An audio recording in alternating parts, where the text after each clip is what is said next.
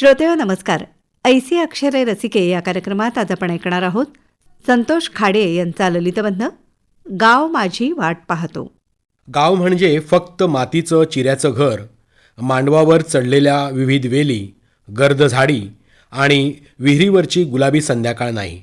किंवा गाव म्हणजे केवळ डोंगरदऱ्या, विस्तीर्ण माळरान, नदी समुद्रकाठची शांतता नाही. गाव म्हणजे आठवणींचा गंध. गाव म्हणजे गच्च नात्यांनी भरलेली आपुलकीची भिंत. गाव म्हणजे आपली मातीशी होणारी खरी ओळख. लहानपण गावात गेले, पण शिक्षण आणि नोकरीसाठी मुंबईत आल्यावर वरच्यावर गावी जाणं होतं. शहराच्या गर्दीत, वेळेच्या गोंधळात मी शहरवाला झालो. पण तरीही माझ्या मनात एक दार कायम उघडं असतं, गावाचं दार. ते दार बंद करण्याची हिंमत आजवर झाली नाही आणि बहुधा कधी होणारही नाही. खरे तर शहरात सुद्धा मी मनानं गाववालाच असतो. गावाचं आभाळ निराळं असतं. ते उंच नसतं, पण आपल्याला कवेत घेतं. गावात चंद्र मोठा वाटतो आणि तारे अगदी आपल्याजवळ आकाशात झुलतात. शहरात पावसाला आपण खिडकीतून पाहतो. गावात पावसाने आपणच ओले होतो. गावात मातीचं आपल्याला वावडं नसतं. गावाच्या रस्त्यावरून चालताना मधूनच कुठल्या तरी घरातून हळूच आवाज येतो, अरे बाबा इलस काय, जेवून जा, निदान काहीतरी खाऊन जा. आणि मी हसत मान डोलावतो. शहरात दार उघडून पाहणंही लोकांना कठीण जातं. एखाद्या दूरच्या वाडीत घडलेली घटना काही मिनिटात गावभर पसरते. कुणी आपलं नाव पूर्ण घेत नाही. ते म्हणतात बाबल्या, आप्पा, अण्णा, तात्या, राजूच्या आजीचा नातू, अमक्या तमक्याची लेक.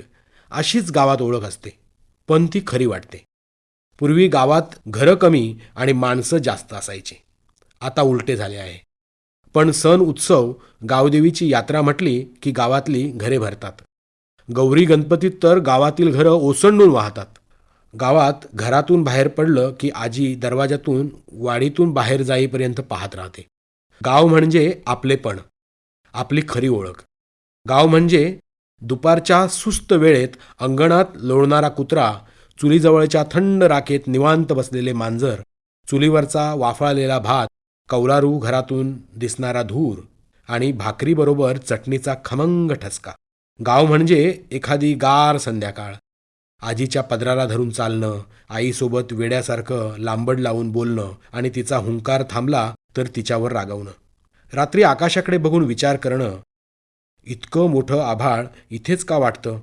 गाव म्हणजे कधीकधी भूताच्या गोष्टी, एखाद्या ठिकाणी आपसूक घाबरणं किंवा थांबणं. कधीकधी आठवणींमध्ये अजूनही तेच क्षण जिवंत होतात. एकदा गावी गेलो होतो. संध्याकाळी गडद निळं आकाश, कडेला वडाचं झाड आणि पारावर रंगलेल्या गप्पा. आबा, काका, मावशी आणि गावातील मुलं निवांत गजाली चाललेल्या. कोणी काजव्याच्या मागे धावतंय, कोणी ढोलीत पोपट शोधायला जाते, तर कोणी विहिरीवरच्या पाण्याचा थंडगार घोटाचा आस्वाद घेतंय. काय रे, शहरात मजा येते का, कोणीतरी विचारलं. मी हसलो. मजा येते हो, पण तिथं दिवस संपला की कोणी जेवलाच का विचारत नाही. आणि सगळे हसले, पण त्या हसण्यात एक हलकीशी जाणीव होती.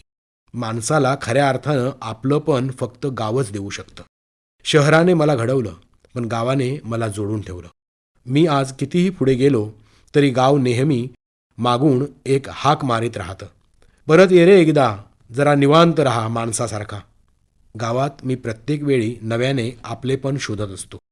गावातील सर्वच गोष्टी माझ्याशी मनमुराद गप्पा मारतात. गाव आता मागे राहिलं आहे, पण मनात मात्र अजूनही एक लहानशा पावलांचं गाव वसलेलं आहे, जिथे मी अजूनही धावतोय, कधी न थकता, कधी न हरवता आणि नेहमी गावातील घरी परतण्यासाठीच.